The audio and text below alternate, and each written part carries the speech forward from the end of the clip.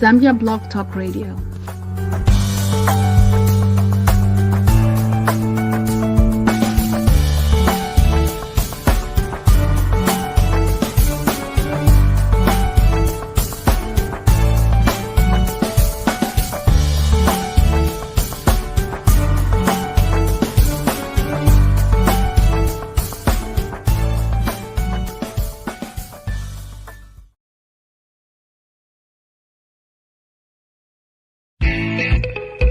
You want to promote your business on Zambia Blog Talk Radio?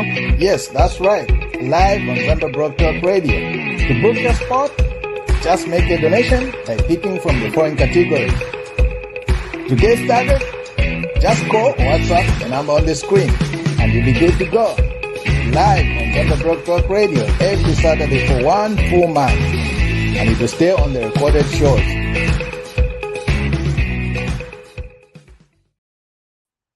Hello, everybody. Trust you're having a great weekend. Welcome back to our second segment in our double header show. It is July the 23rd, and I hope you're having a great Saturday from whichever part of the world that you're watching us from. Please tell us where you're watching from and let us know how you are following and you are enjoying the show. This is Zambia Blog Talk Radio, and today, as you can see from my banner behind, we are excited to host some amazing people. I can't just wait for this discussion, and we are glad that everybody is with us today. All right, let me welcome my co-host here, and we shall begin the show. Hi, Mr. K. You are mute. Hi, Uncle Nathan. How are you doing? Today is a busy day, my friend. Yeah, very busy. I'm okay. How are you? I'm doing okay. Excited about this discussion. I mean, my hometown beauty pageant 2022 just took the nation by storm, and we are excited. And what a great honor to have these wonderful ladies and the gentlemen join us today for this discussion as we get into the discussion. All right, let's welcome our guests. And Innocent, hi, how are you? Innocent was the program director, and most of those of you that watched that event, you sure what a great job he did being on his feet all those hours. Hello, Innocent, how are you? I'm fine. How are you? Doing good. Thank you for joining us. Thank you for inviting me. Excellent. All right, let's welcome Doris here, the winner of the other category. I believe it was 30 to 60 years. Hi, Doris. Hi, good afternoon, everybody, and thank you for having me. Excellent. Thank you for joining us. We were hoping that we could see your lovely self out there, but we'll give you a chance to sort out the video stuff. Yeah, I'm trying my best to do that. All right, and then we have Miss Faith Mukonko. Hi, Faith. Hello. Welcome to the show. Thank you so much. I'm excited to be here. Excellent. All right. Okay, let's begin. My first question is to Innocent. I mean, Innocent, we all watched that event, and all of us were like, oh my goodness, this doesn't look like Zambia and Choma for that matter. I mean, it looked like it was happening in Santon, South Africa, or maybe in Dallas, Texas, or somewhere. Please give us the background to the idea of how this was arrived at. How was this whole thing put together? Yeah, it's actually quite a long story because it started in 2019. Okay. When I met up with the chairman, Mr. James Ndambo. We like to call him the chairman. Yeah. So yeah. So when we met up, he had invited me to go to Johannesburg to his office, and we spoke about having a pageant. But unfortunately, the COVID hit. Then that did not happen till 2021 when we started talking about the same. In fact, he brought it up again during one of his times that he had come through. And then we said, look, we're going to do it. Originally, I wasn't even thinking it would be this big, but he's the kind who likes to say, look, if you're going to do something, do it big or don't do it at all. So my mindset was really just a pageant like we've seen. Obviously, I thought it would be bigger than some of those that we've had in Zambia, but I didn't know it would be this huge. So really, it was a surprise even for me, the way it was gathering momentum, from traveling from, first of all, the numbers that were involved. Ideally, a pageant is 12 contestants. This one had like 55 contestants, from different towns. We had to go to towns in Zambia to just go and look for the contestants. So it was amazing, but really it was something that was mooted in 2019, stalled because of the COVID. Then again, we picked it up in 2021, and then 2022 we started to execute. So really, it was a long time coming, but goodness, it was. Even I didn't think it would be that huge. So really, very humbled to have been part of it. Historically, or should I say traditionally, Innocent, these type of things will be held in Lusaka, Livingstone, places like that. Why Choma? Well, Choma really is deliberate, because Mr. James Ndambo, who is the founder of my hometown, hails from Choma. That's his hometown, and basically what hometown is about giving back to your hometown. Because really, when you think about it, imagine that all of us have got a hometown. I come from Mongo in Zambia, a place called Mongo in the Western Province. Everybody has got a place where they come from. And really, we are what we are because in the formative years, the hometown built us, and in Africa, you are not just a child of your parents. You are a child of your neighbor. Anybody in the community will take care of you. If they're seeing you're doing something wrong, if you're fighting in the streets, they will stop you, they will scold you, they can even beat you, on behalf of your parents. So really, your community, your town molds you to become. And as such, even as you go out there eventually to school and maybe you move on to the urban areas from your hometown, we forget that we are who we are because of what my hometown did for us. And I think that is only right that we take time to go back and contribute in a certain way to just make it better, because we know best what was lacking maybe in the time that we were growing up. So we know best where to press or what to place where in order to make it better. So Mr. James Ndambo's hometown is Choma, and that's where he founded my hometown offices and everything else. And he has been very, very influential in Choma in a lot of projects that he has undertaken. We might not be all able to undertake as huge as he has done, but in every little way for our hometown, I think we can make a difference. And that's how come it was in Choma. And Choma, no stranger to big events. We had Fali Ipupa coming through, and he came to Choma first before hitting the nation's capital. Everybody was like, what? Fali is in Choma. I know, and it was right? such a huge event. Yeah, equally, it was a huge event. But goodness, I think Choma is really being transformed. And like we're saying, we all can do that. It doesn't matter the magnitude. What's important is that you are adding something to a town that made you become who you are. So really, Choma was a deliberate move because that's Mr. James Ndambo's hometown, and is always going to start off from there, I think, to inspire all of us to be able to do something for our hometown. Before we engage the ladies, and I let Kasulova jump in here, Choma doesn't have, Innocent, Choma doesn't have a hall that holds 10, 15,000 people. And I mean, the reason I'm asking these questions is that I do events and I'm fascinated when I look at things, and I like to understand what went on behind the scenes to make it come out the way it went. What needed to be done to prepare a venue? Because I understand you guys that thing was done on a farm, right? Yes, actually, it was on a piece of land, very big piece of land, where there was a water plant before, and the water plant is not functioning now. Yes, so it's really just a big piece of land alongside the road. So the original plan was actually to hold it at a farm. Then for different reasons, it was decided to move it to somewhere more a bit central and easy to access. And that's how they went for a water plant that was not working. It's just dead. There's nothing happening there.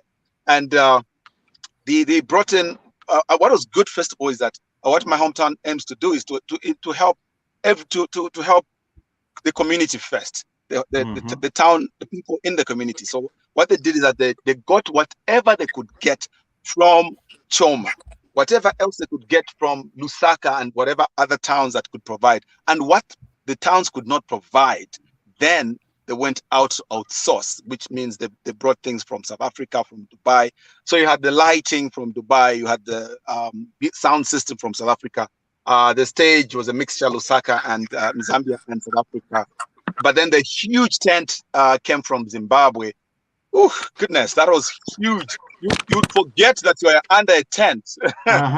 Literally, Yes, you know. I mean, you see, this is what I said to Dr. Lucky, Innocent. This is what I said to Dr. Lucky, that for you guys and the people probably in that part of the world, Zambia in particular, it was late at night going into the AMs, but it worked to my advantage because it was still daytime here, and I just enjoyed watching the whole thing. I'm sure everybody here, Dr. Monsanje, everybody for us, Faith, Doris, who live in America and the western part. For us, it was cool because it was still daytime, and we were enjoying the thing. What was the capacity of that tent? The capacity of the tent was 3,000, but it was engulfed with a lot of others that made it look like one. So you had one for 3,000, one 4,000. It was just more or less one thing. So in the end, you had almost 8,000 people coming through to watch an event, which was huge, really huge. Wow. Yeah. That's but you won't believe, because in as much as you're talking about how you guys in the diaspora watched, which obviously worked for you, and one of the first few people I got calls from were from friends that are out there in the US and all that, I was surprised that a lot of my colleagues back home we're talking about the event, about the crowning. I'm like, you guys watched in 203? Yes, we did. So it was it was such a huge event even for Zambia. Everybody just sat up because it was the first time such an event was being undertaken with what was put together. So everybody, I think, felt proud that this is happening in Zambia and not anywhere else, you know. And then you feel that we can do anything if we put our heads together, which were a lot of heads that came together for that event to take off the way it did. Yeah, because I mean, I know, like, you have alluded to it yourself by your own testimony. Anybody looking at that, you don't think first of all it was in Zambia and then in Choma, Innocent Choma. Amazing. Well, Faith and Doris, before Kasulova comes in, let me just say congratulations to the two of you for winning. We have a lot of things to cover here. Doris, how has this journey been for you? It's been absolutely great. It's been a life-changing journey for me, in the sense that I mean, we all go there. I think everybody who went there really went there to win the prize and to win the title. Yes. And for me, having won the title has given me a different platform to do what I've always wanted to do, and that is to help within my community, and that is what my hometown stands for. Excellent. Okay, Faith seems to be having technical issues here, so we'll wait for her. Mr. K? Thank you, Uncle Nathan. I think before I proceed, I would like to give a brief history about Mr. Innocent Kalaluka for those people that actually don't know. This man has been the pioneer for smooth talk. Yeah, I'm sure you didn't expect this. Uncle Nathan, smooth talk has been in existence for how many years now? For quite some years. 20 years now. 21. Wow. Yeah. And it's one of the shows that I personally followed for a very long time. They would profile amazing individuals, upcoming as well as happening Zambians.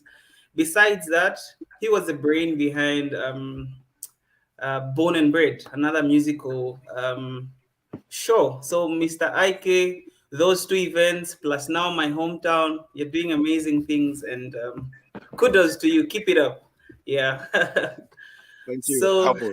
Thanks. yeah, I would like to ask the first question to you. What strides do you think modeling has made in Zambia over the past? Well, firstly, I think that modeling has had its challenges back in the days, and I think that our two winners will be able to talk more on that. But there has been great strides because we've seen uh, uh, models now, winners and them beginning to work towards uplifting what modeling is about. I think also because now we are a global world, such that now we've seen what modeling can do in other countries and what it has been, what the winners have been able to achieve, and because of that, I think even just generally, even as a people, we began to understand that it's not just about standing there and looking pretty. There's a lot more influence than one gathers because of the title that they're carrying, and in the end, they will be able to execute and do a lot of things that probably they would not have been able to do without without the title, and as such, even I think the corporates started coming into it and becoming part of it. So there was a time it was really on a high. Every school had a pageant happening, but then things kind of dwindled. So you have people like Elizabeth Mwanza that were pioneers and did very well. Cynthia Kanema is one of those names in the modeling world in Zambia that you are always going to mention if we're going to talk about modeling. And also, we were privileged to work with Spiwe Benasho, who really worked with the girls throughout. And even when I thought about the idea as well, the first person I went to was Spiwe, because of from the time she was 19, like we're talking about my show, having been there for all these years. The time she was 19, she came on my show when she won. And from that time, she's been consistent. And I've seen some of them come and go. They win a crown, and we always tell them, look, you're welcome to come and tell us whatever works you'll be doing going forward. And the next time you see them is the following year when they're giving away the crown. But of late, that has been changing. Of late, you've seen these ladies go to events, solicit, and run charities. So really, I think it has grown in leaps and bounds. And all big thank you to people like Elizabeth Manda, Cynthia Kanema, and Spiwe Benasho, who have made us as a people begin to understand that it's not just a pretty face out there. There's a lot of brains behind, and there's a lot that can be done, and there's a lot that they did. So yeah, I think it has really grown. And Miss My Hometown, I think, has put a different spin on it. A lot of young people now, again, will be very interested in modeling and will know that it can actually change your life, like will be attested by our children. Amazing. Modeling is not just a pretty face, Faith, and Doris, as has been said by Ike. My next question, obviously, will be split by both Faith and Doris. What do you wish to see in the Zambian modeling industry? I think building up to the question that was asked to Innocent there. So Faith, maybe you may go first. Thank you, Mashongo. Well, in the modeling industry, having been in it for about 6 years now, the first thing I'd love to see is a change of mindset. It's really important for people to understand that really, like Ike has put it, it's not just about having a beautiful face, but it's about what lies beyond the face. It's about mostly what's in the mind. As beauty queens, we are women that are very influential in our hometowns. We're also women that want to see progress. And that means that we have to be individuals that have great character, that have great values. And these are things that I've seen even amongst the models I interacted with. But unfortunately, it isn't a situation that a lot of people may understand. And so I would love for a shift in the mindset in most people in terms of how they view beauty pageant queens and how they view what it is that we do, even when it comes to the actual beauty pageant competition, because in most most people just say, oh, in modeling, isn't it just you guys walking on the stage, smiling and the like? But then even the work that we do put in just to win a title is so immense, it's so draining. But at the end of the day, when you do have the platform, when you do have the crown, and when you do begin to work, it's extremely worth it. And so I'd love a shift in the mindset. I would love for people to understand what it is we do, how far it is we come to be in these positions, and just how important it is for us to attain our goals as beauty pageant queens. I feel that would bring about progress, because individuals always want to affiliate themselves with brands that they understand. People don't buy based on what they like, they buy from emotions. So even in terms of affiliating themselves to a company, to a brand, to a particular sport, fall in love with it, or they have a deeper understanding of it. It's the same in pageantry. And I feel that in the coming years, we'll probably have even more support than we've had in the past, because I do believe that even especially through Doris and I, we'll be able to help people understand what it is that we stand for as beauty pageant queens. Well said. Wonderful. Doris, what do you wish to see in the modeling Well, industry? yes, as Faith has put it, I think Faith has actually taken the words out of my mouth. And I totally believe that it all should start from our society. It needs to start from the roots. We need to be able to look at beauty pageants in a very different way, because not only are we parading, standing out there to model, but we are also looking at changing the lives of people in our community when we actually do get to the end line of the whole preparation that we start out in the first place. Wonderful. Well, moving on to the next question. We'll start with you, Doris, this time around. What inspired you to actually get into modeling? Okay, now I have been modeling for a while now. When I was 16, I started modeling. When I was 18, I was crowned Miss Lusaka. Now that's a Oh, while ago. You must understand I am 44 years old. So okay. what inspired me the most is actually the humanitarian work that comes with the crown. For me, I come from a background where we didn't have much, and I come from a very big family. So for me, I always looked at a beauty pageant to be a platform where I could use my crown to help in the society and to give back to the society, because I understand what it's like to have and not to have. Mm-hmm. Yeah. Awesome. Faith, what inspired you to get into modeling? I started beauty pageants when I was 17. Most Okay. people just assumed that I was a very confident person, but the truth is, there are experiences that I had when I was a teenager that made me lose my confidence and really just make me rethink who I am, what it is I stand for, what it is I'm doing on this planet. I went through that phase when I was a Okay. teenager. And so for me, I got into pageantry because I understood that it was an opportunity for me to find myself or rediscover myself, to gain more confidence, to understand what it is that I stand for as an individual and all the good things that I possess. For me, pageantry was an opportunity to explore everything that life has to offer for me. And in pageantry, I really do feel like I found myself. I also found my confidence. I found my voice, and most importantly, how to use it. Initially, I had the idea that with pageantry, I'll feel beautiful or I'll feel great about myself. But instead, it helped me figure out how I can present the best version of myself to the world in an effort to contribute something.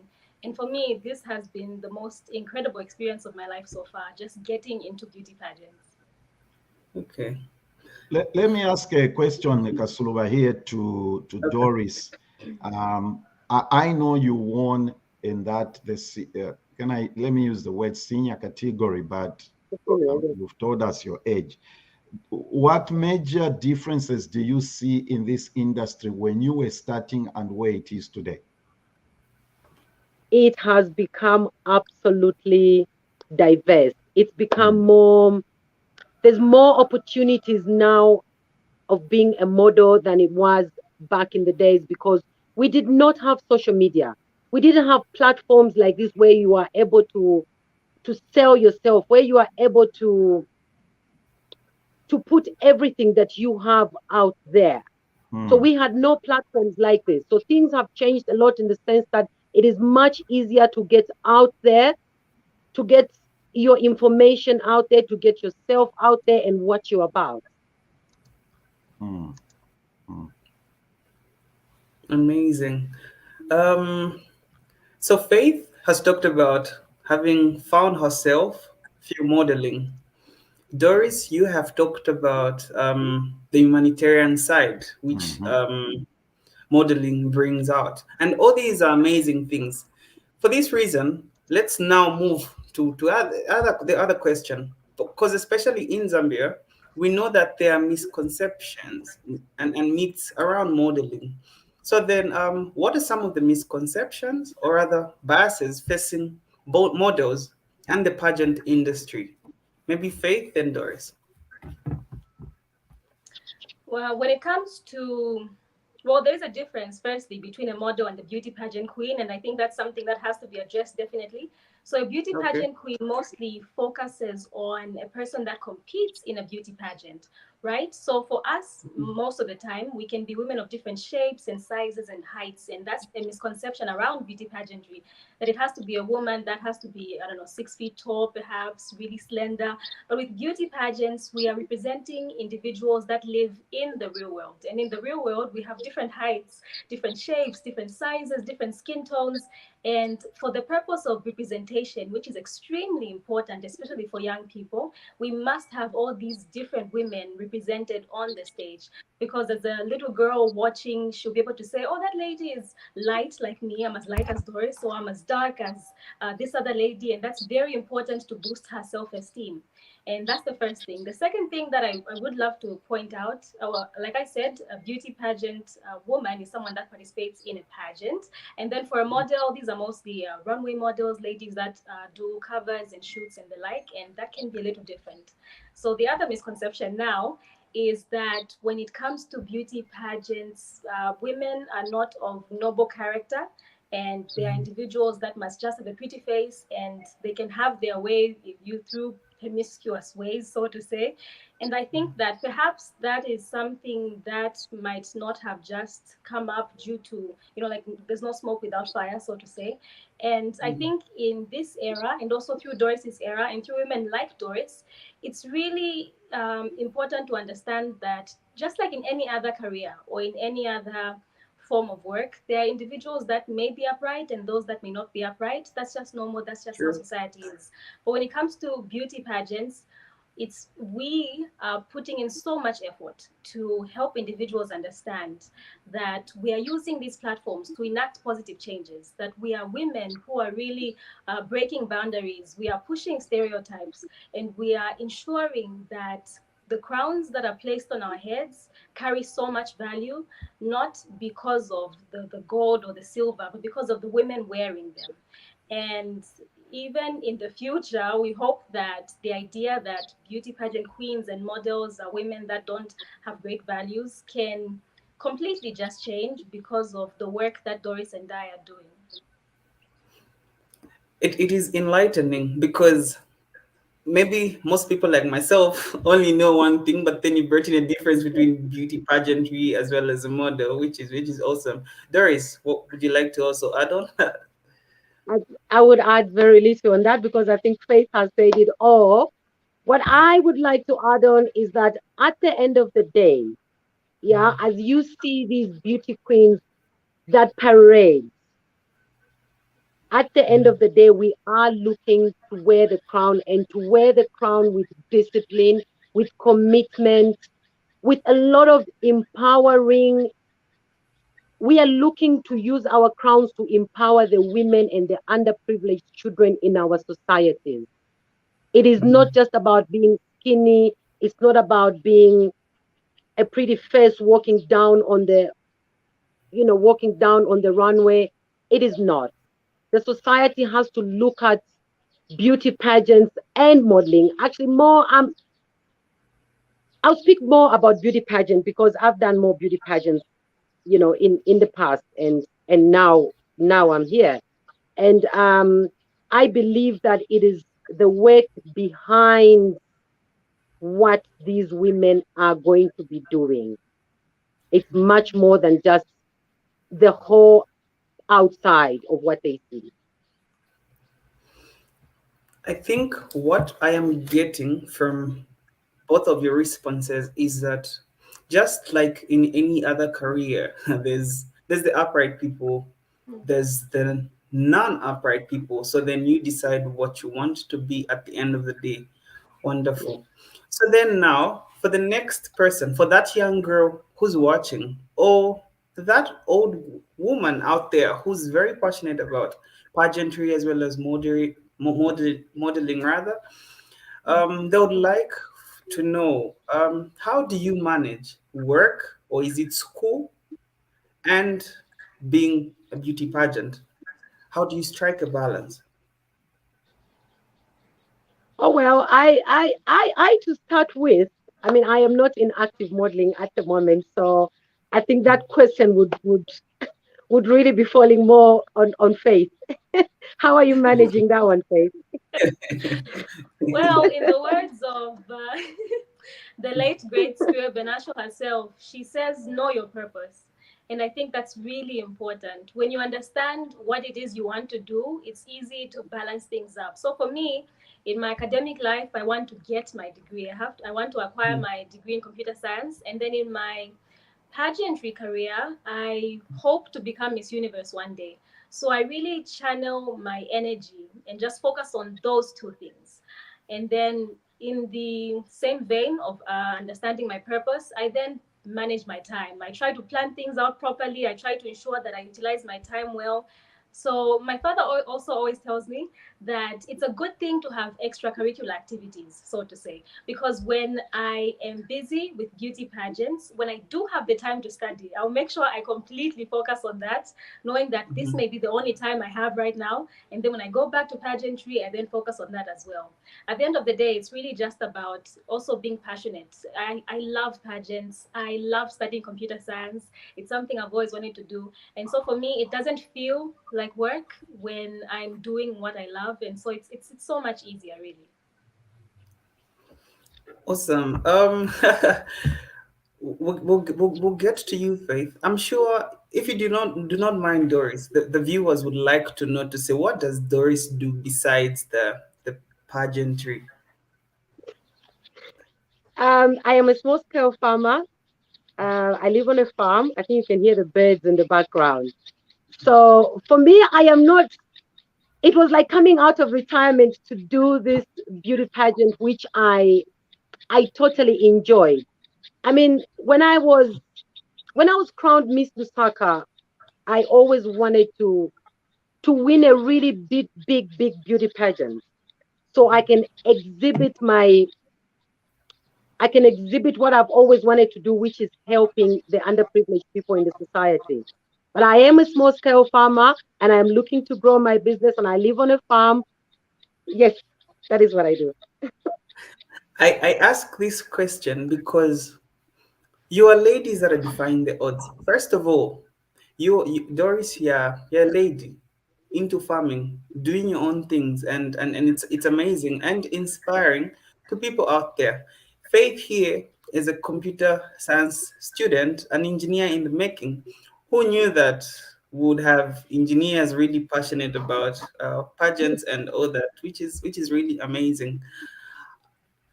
Before Uncle Nathan comes in, I would like to bring, I think, Ike back.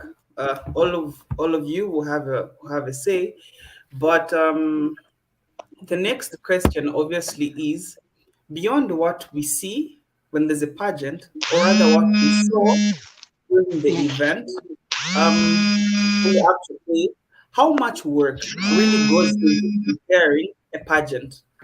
So IK will come in from the program director side, then you ladies will come in from the contestants side. Um, Okay, sorry, I was just getting a call, so kind of disturbing. But what goes into putting together an event? Is that what you're asking? Because you're kind of breaking. Okay. Is that the Yes. question? Beyond what we actually saw, how much work really goes into like preparing and setting up a pageant? Oh, it's a lot of work. Back in the days, I emceed events. Okay. I wasn't really part of. I've done the Born and Bred Awards, yes, the musical events, and I know that there's a lot of work there. But I'll tell you that there's even more work with a beauty pageant, because you're working with people, you're managing people, and this one was a baptism of fire, because I would have loved to work with 12 people to begin with. To work with 55 people, and then we had the Doris and Cole. Come on, so on 55 you add another 22 on it. Goodness, it was such so much work. But the beauty was that our queens, our ladies are really very ladylike, because they were very, very easy to work with, in as much as it was difficult, because, for instance, we with the 18 to 30, we traveled with them from Cape Town to Dubai, and I think that was important also, because firstly they wanted the young ladies to know each other. That was important. One, two, to appreciate that they need to work together, even if it's a competition, and most importantly, to be able to learn something from out there. There's nothing, at least from my journey through life, there's nothing as important as traveling. When you travel, it opens up your mind, and you come back a different person. One, you appreciate other countries, but most importantly for me, you appreciate your country, because then you realize that, oh, so these people don't know about this, and this is big in our country, and that, oh, these guys don't do this, we do this, that's how come we're able to do this. You learn so much of what you knew, but because of the comparison that comes with another country, then you really appreciate what you are about. But most importantly, like, for instance, you go to Dubai and you are told this place was the desert through and through. Then you're like, what? This is hard work. So then you decide that I'm going to work. Speaking of work, that's what this event, a beauty pageant, is about. You're working with people. You have to be very patient, because these are human beings. They'll fall sick. They'll be demotivated sometimes. They'll be low, and that's how come with this event we had motivators that we came with. We had mentors that we were traveling with. So whenever the ladies were having low moments, they would go to them. Whenever they were thinking, this is something I think I can do, but how do I do it? We had mentors throughout that we're traveling with. And I think that that really was the main difference with this event. But to put it together really was huge. It was taxing, but at the same time exciting. And for me, really, it's always that if you do what you love to do, then even the work doesn't come off as such. But I think the committee that we were working with, we had a huge committee that we're working with from the beginning, when we're going to the different towns, Petauke, Ndola, Lusaka, Livingston, Choma. We had a small team in comparison, now that you think about it, because initially we thought it was a big team. Then now when we we started to do the actual event, whoa, man, we had people from all over the world that came to join us. Dr. Lack, you were mentioning him. We were mentioning her. She's an amazing woman. You know what? I think all of us were privileged to be in a presence, because she's so focused. She's 70, is it 72?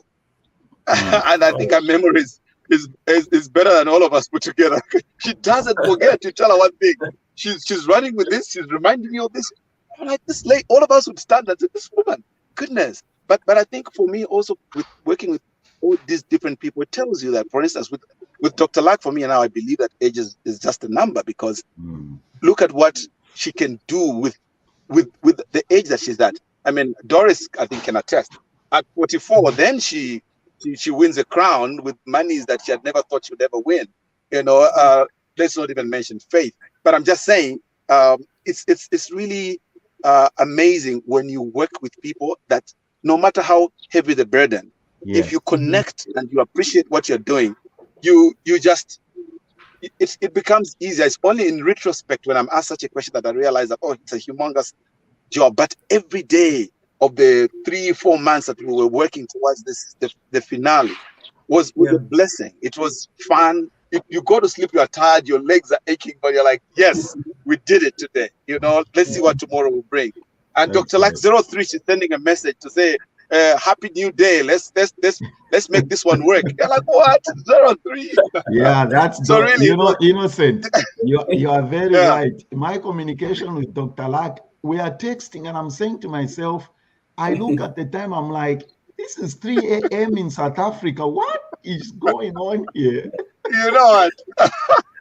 Oh, wow. Okay, let's do this. Go to bed. Yeah, before we continue, let's take a commercial break, and then we shall come back and see what the way forward is with the Mercedes-Benz, with the $150,000. That's what we are going to talk about when we come back. Do you want to promote your business on Zambia Broad Talk Radio? Yes, that's right. Live on Zambia Broad Talk Radio. To book your spot, just make a donation by picking from the following categories. To get started, just call or WhatsApp the number on the screen and you'll be good to go. Live on Zambia Broad Talk Radio every Saturday for 1 full month. And it will stay on the recorded shows.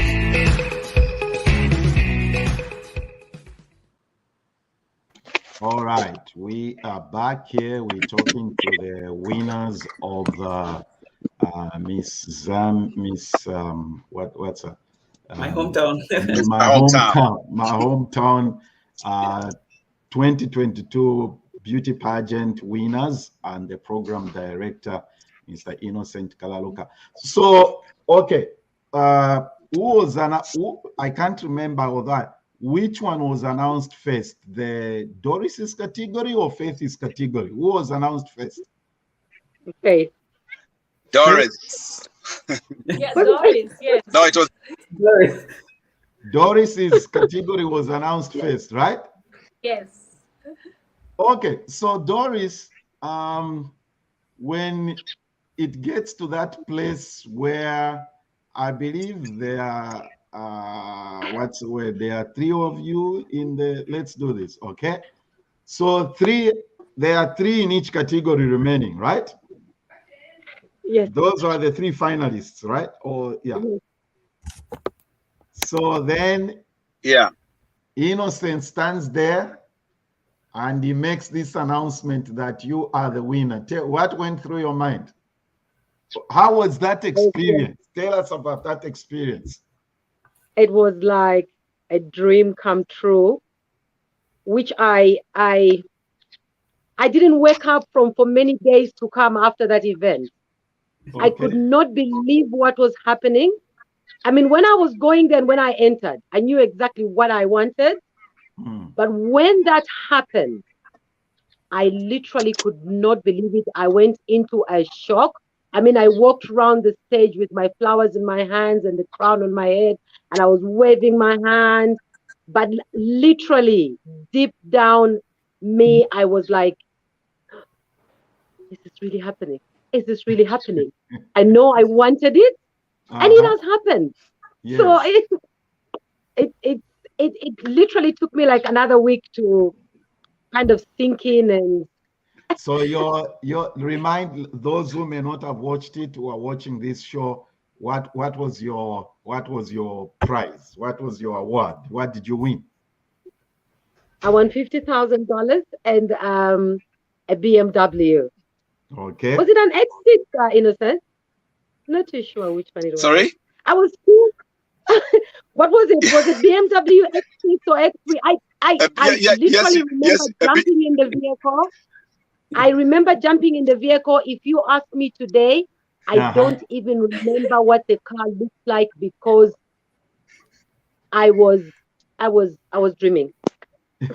I was confused. Oh, well, we can remind her it's a BMW, a black BMW. Yes. Okay. All right. Now then we are done with the Faith with Doris's category. Now it is Faith's category. So Faith, you are standing there. Okay, this I think is after you've been.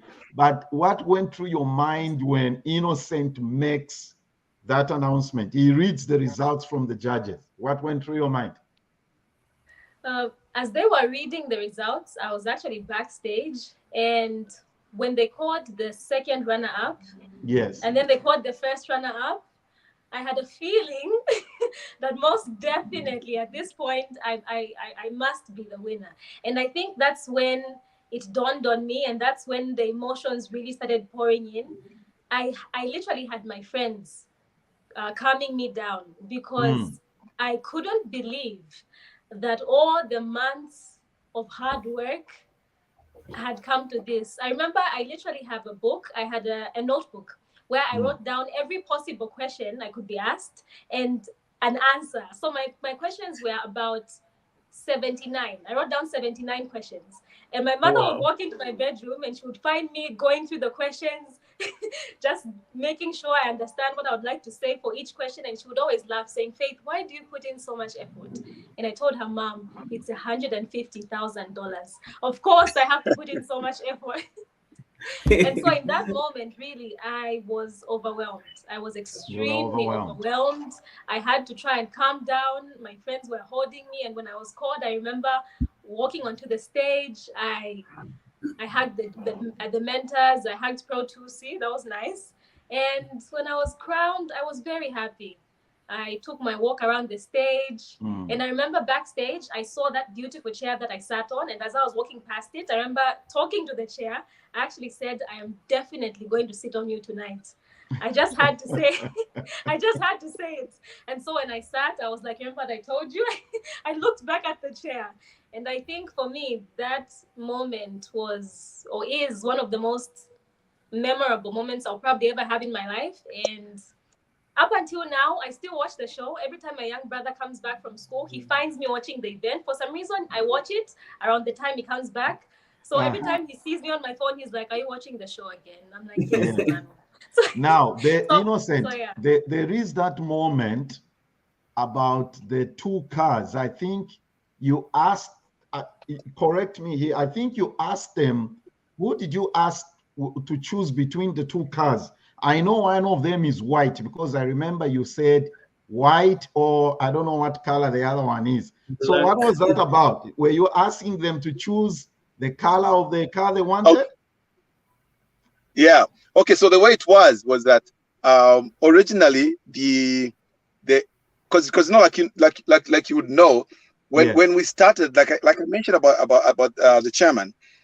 He always adds on. He always makes it bigger. So originally it was just 18 to 30. Then he said, you know what? I can imagine some ladies out there who would have loved to be able to participate, but now maybe they're above 30, and maybe that so it means that they'll never leave that dream of competing at such a level. Why don't we also add 30 to 60, just so we can give every other lady out there an opportunity? So that was done. Then there was a car, 150,000 to be won by the 18 to 30 by Faith, and a car as well. And then he then said, you know what? I think the 30 to 60 should equally win a car. But now both of them were beautiful cars. So I'm like, so which car is going to who? Then he said, let the 18 to 30 decide. So that's how when we walked with the two winners to the cars, I asked Faith to say, which car do you want? Now, Faith, I don't know if the microphone picture was like, listen, I don't know much about cars. So which one should I pick? I'm like, sorry, Doris, but I kind of told her, you know what? The Benz, my friend. The Benz. White one. And first when I said the Benz, she said, which one? So I'm like, oh, the white. She didn't even know which one was the Benz. Okay. Oh, I think she was so overwhelmed. I like that. I like which one? So which one? Okay, so which one? Yeah. I said to myself when I was watching, I'm saying to myself, I thought this should have been decided that the winner of the no. So okay, so that was an interesting part. So you can jump in here. We are just enjoying and reliving the moment. We are reliving the moment. So we're having a great time. Yeah, before you come in, Kasulova, so then I'm saying to myself, oh my God, that was a lot of fun actually. So Doris, this may sound like a silly question. How far have you driven the car? Oh, at the moment maybe. I haven't driven it. Okay. You are still dealing with the paperwork, whatever. I know. Yes. It is in the process. Yeah. Okay, you are still dealing with the paperwork. I know that process. It takes a long time. I remember when I got okay. Yes, you want to, we have all the patience. Okay, you drive it. You drive it. Definitely. So because Faith keeps calling to say, Innocent, so when are we getting the cars? I'm like, just hold on. Just one or two T's to cross. Then you'll be coming down to collect. I know, because you see, Faith, this is not a Toyota Corolla, okay? I know you. It's not just another white car. You are not dealing with Right? a Toyota Corolla here. Let Zedara do their paperwork and everything else. Yeah. There is the aspect of, I don't know what question you wanted to ask, Kasuluba. There is the aspect of empowerment. Kasuluba, you go, whatever question you wanted to ask. Okay. I want us to transition as we conclude to the empowerment aspect of the pageant. I just wanted to maybe just read two comments as well from the viewers. Mm-hmm. Yeah. Let's bring them up. Yeah, there's one, Faith's elder sister, I think, has given a shout. Which one? Patience M. Mukonko. The one, is it this one? Yes, yeah. Oh.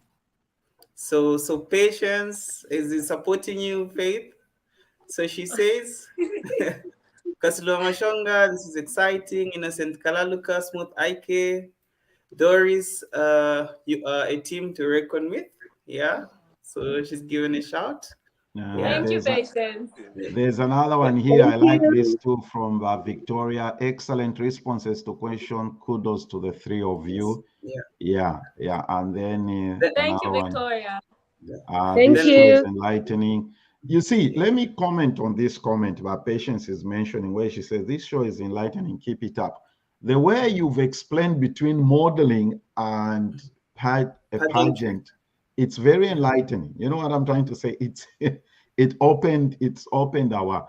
But before we finish here, there's a question here from Dr. Munsanje. Let me also mention that Dr. Munsanje is a close friend and is also got connections with my hometown. He's also responsible for you three being here. He is partly responsible for this. So, question to winners: do you think the My Hometown Beauty Pageant has inspired Zambia hospitality and tourism industry?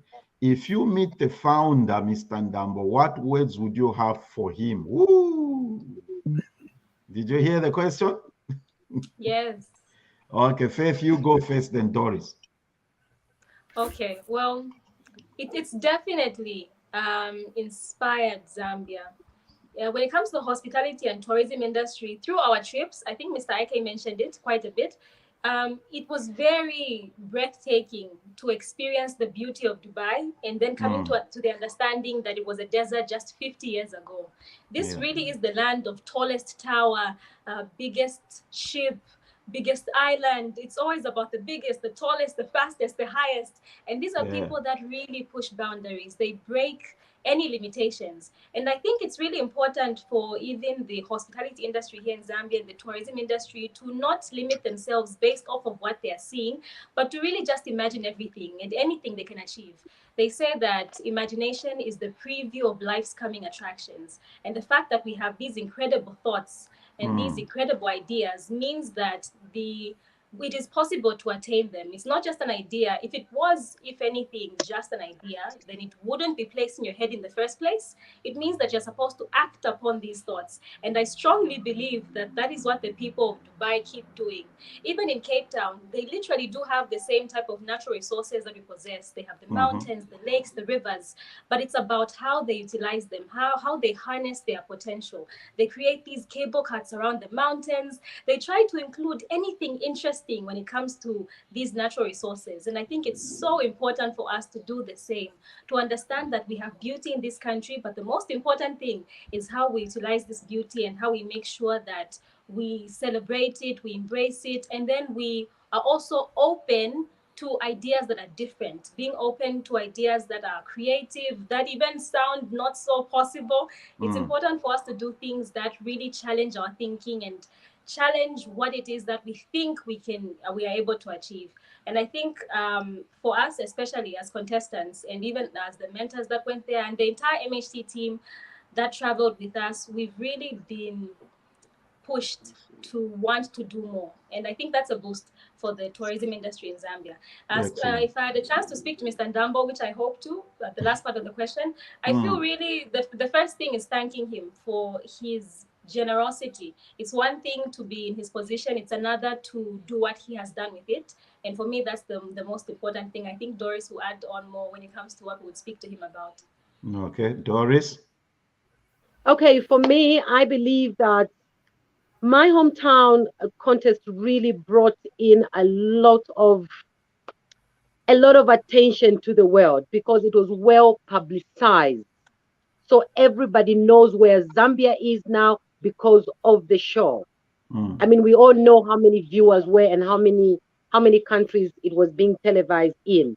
So Zambia has become well known through the show. And I would like to believe that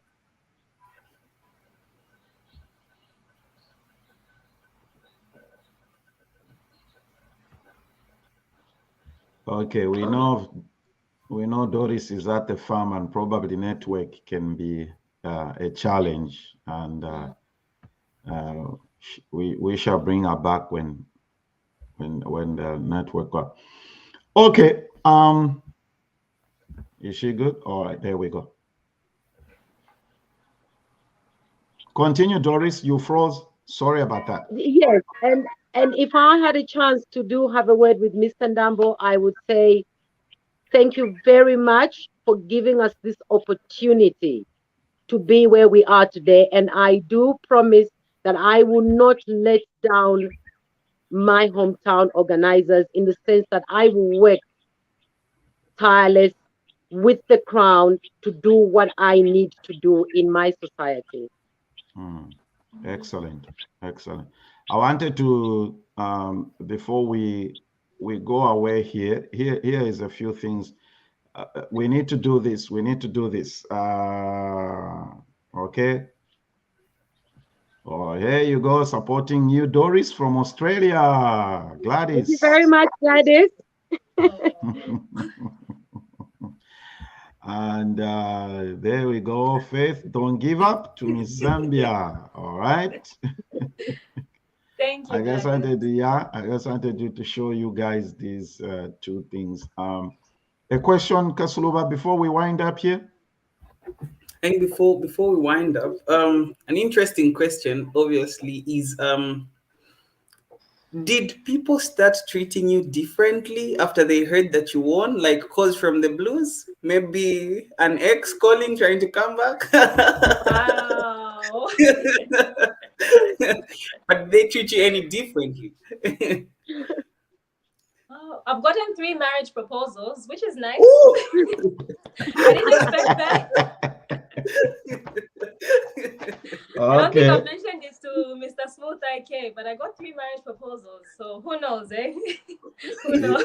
Is it the marriage or is it the money? That's the thing, though. Wow. Oh my goodness. But yeah, I will guide you through. Yeah, though. But Okay, Miss Doris says she'll guide you through it. Thank you, Doris. Thank you. And Doris, any people from the blues? Oh no, I have got lots of messages, which I think most of them I haven't even replied to, and unless the ones that I know who they are coming from. So yeah, lots of callers, lots of messages, lots of friendly requests on FB, Facebook. So yeah. Yeah, as we wind up here, ladies, Innocent, we do appreciate you doing this, and we look forward to hearing great things. Innocent, what's the way forward? There's still a lot of things going on behind the scenes. I mean, 150,000 is not pocket change. How is the transition going? I know Doris will tell me she's going to transform her farm and all that, and yes, 50,000 is still a lot of, absolutely. So what are some of the things that we should expect from here, Innocent, as we wind up? Well, first, most importantly, it's important to note that not only these two were winners, like, you know, there's first princess, second princess, yes, but also they were what we're calling Lionheart, those ladies that, because we got to hear their stories of things that were happening in their personal lives that would have easily made them, you know, avoid the limelight, but they used that to their advantage to say, look, if I'm going through this, maybe through abuse, somebody else out there might be going through the same. So let me be the one to stand out and be able to encourage the next person. So there are a lot of stories that we got from our from the ladies that we're working with, our contestants, and some of them were given monies to start off whatever foundations they wanted to do. I mean, about 10 of them, for instance, in the 18 to 30, were given $10,000 to start those academies or whatever it is they want to do. And ours is that we're going to create documentaries that we're going to showcase, because just doing it in isolation is not good enough. That's why we have social media these days, for instance. We'll be able to capture that, show it, and hopefully even on this here platform, we'll be able to showcase what the others are doing. And also our winners here have got big projects that they're working on, and they too, we shall make sure that we document all that, so that, you know, because we know it's a lot of money, like you're saying. Even $10,000 is a lot of money to some of them are students. How do they go about achieving the dream that they have to try and empower the next person? So we are still there with them. The mentors we're working with are still with us, and they'll be able to guide them through. We've got legal people that are there. We've got people who will help them with the contracts. So there's a lot of work still happening to make sure that whatever they were planning for actually does come to fruition, because you know, it's 18 to 30. Some of them were 18, 19 years old, and they're being given $10,000 to come up with a project. They might not be able to achieve it. They might, who was the oldest person in Doris's category? Who was the oldest person? Sorry? What was the oldest age in Doris's category? I think she was. I can't hear you properly, so I don't know. But there was 18 to 30, then 30 to 60. So we had all age groups in there, literally. So I don't know if that answers the question, because I really didn't get it. Doris, what are you say that again? Yes, I think she was 53, the oldest. Okay, yeah, that's what I was asking. I wanted to know the oldest. Yes. Oh, okay. And she was the second. Okay. Yeah. Excellent. Wow. Well, as we wind up here to the ladies, first, Miss Doris, what would be your final word? Which people would you like to say thank you to and appreciate for the support that you've been given through this journey?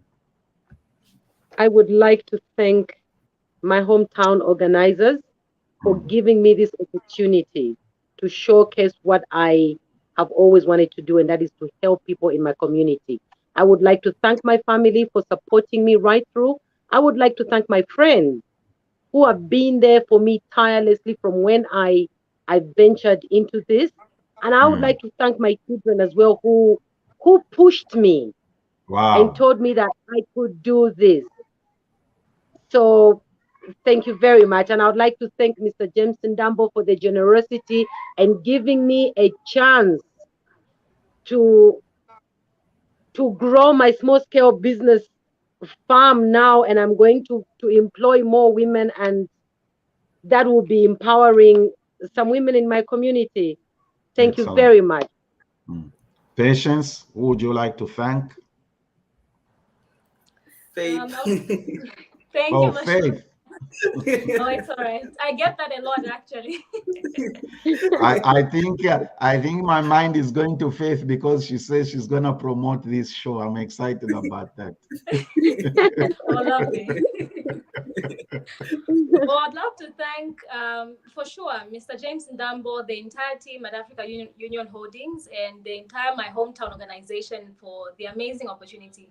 I'd love to thank the ladies that I also contested with. It was such a beautiful sisterhood, and they really did push me to get here. I would also love to thank my family who showed up at the event with a banner.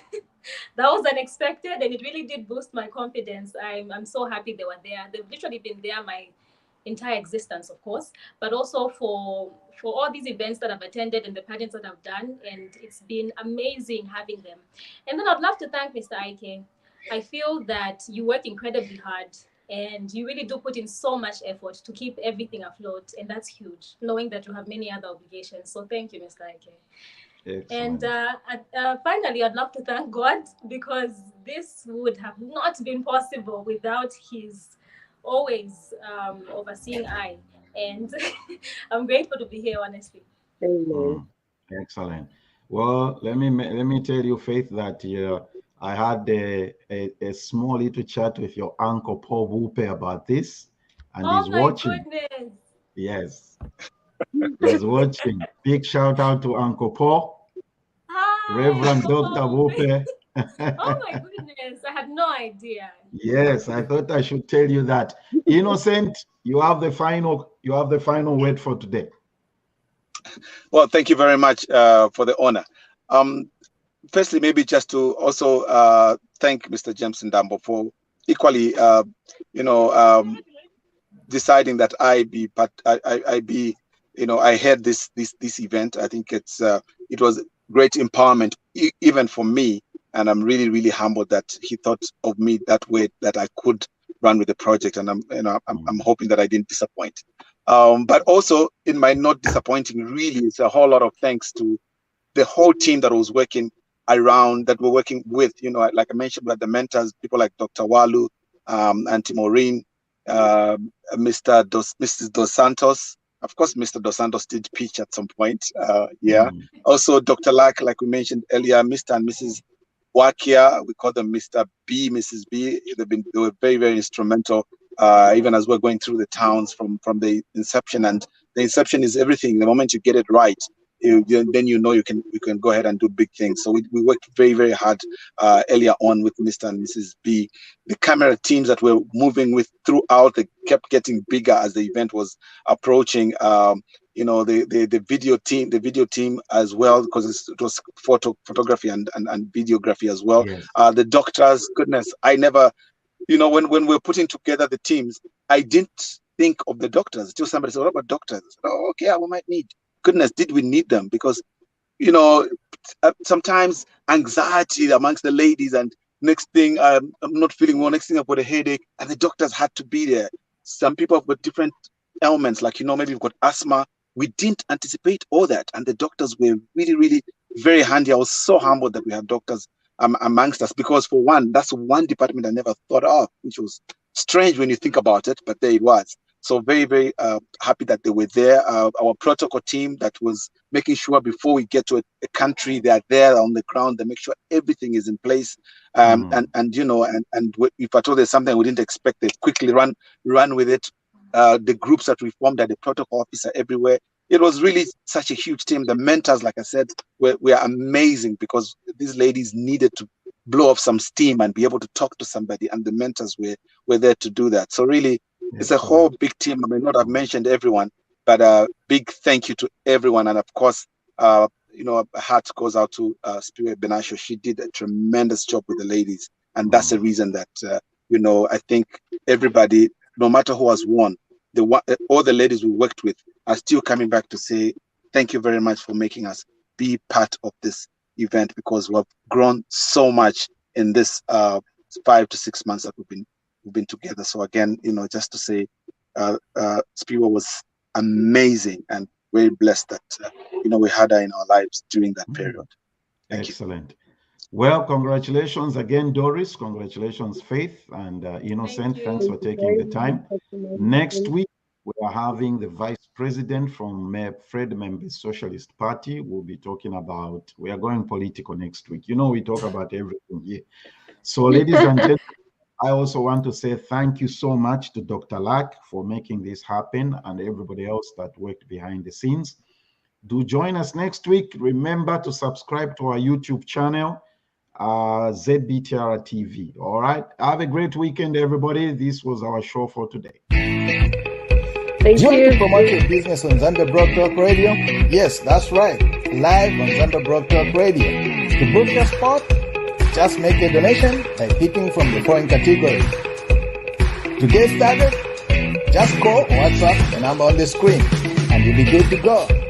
Live on Zambia Broad Talk Radio every Saturday for 1 full month. And it will stay on the recorded shows.